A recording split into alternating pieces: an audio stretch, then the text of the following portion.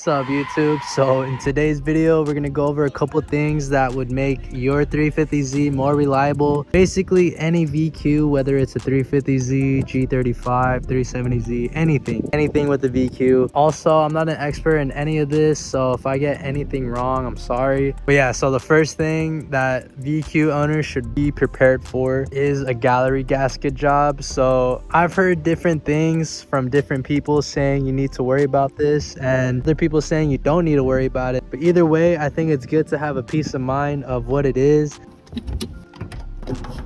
Basically, in VQs, there's a part in the front of the engine where a couple of OEM gaskets fail. Those are the gallery gaskets, and it tends to happen at around 100,000 miles and up. Again, I've heard people say that it happens to them early, and other people say that they're almost at 200,000 miles and they've never had their gallery gaskets replaced. So if your VQ is reaching higher miles, I wouldn't tell you to rush and go get them replaced immediately, but I would keep an eye out for signs of gallery gasket failure, which would basically be low oil pressure.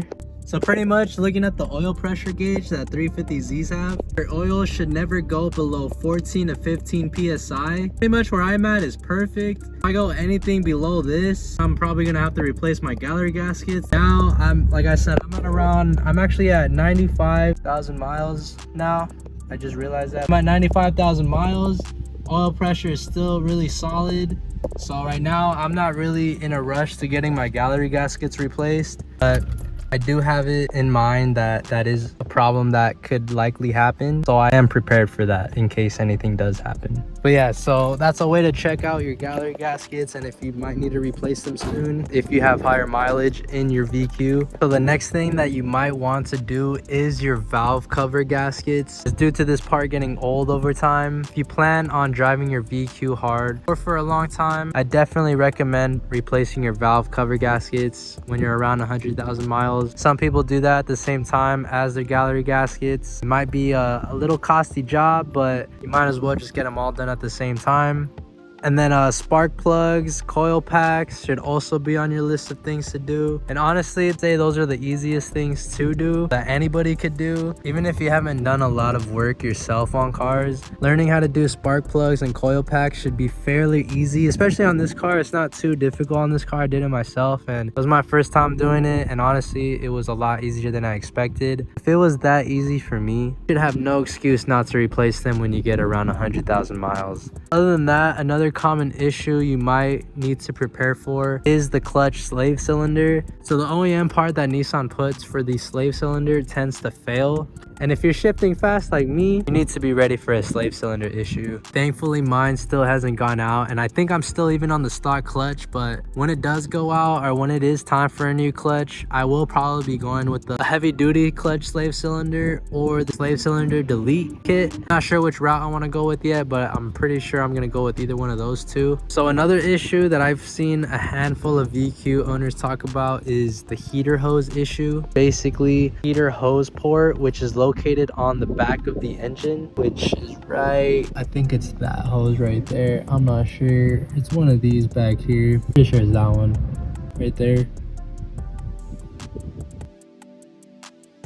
Anyways, Nissan just likes to give us all the bad hose. This hose tends to fail over time. It could leak coolant everywhere and could start to overheat your engine. And yeah, that'll be no good. So just keep an eye out for that hose. Make sure it's not cracking, leaking, or anything like that. Just because, again, that seems to be an issue that some VQ owners have.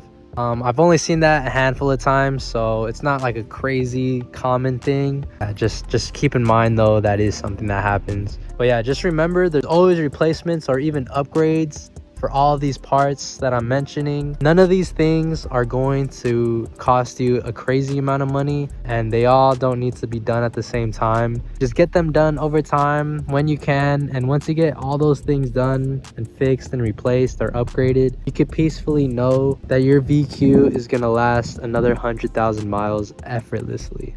The last thing that I kind of forgot to mention, which is probably the biggest thing, is to keep an eye out on your oil levels. The DE was known to burn a lot of the oil, but all VQ owners should just have a habit of checking the oil maybe once a week or every other week. You don't want to run these engines on low oil or dirty oil, just like any other engine, honestly. If you treat your VQ right, it'll treat you right, trust me. This is a solid engine that can handle a lot of abuse and fun. Just at stock performance, you could do so much and not have to worry about major engine problems. Plan on modifying and making it faster. Just make sure all the things mentioned in this video are complete, and I'd say you have a solid foundation to work with. But yeah, guys, as always, thank you all for watching. Thank you for anybody that has left any type of feedback on the channel. It means so much. Feel free to subscribe. See you guys in the next video.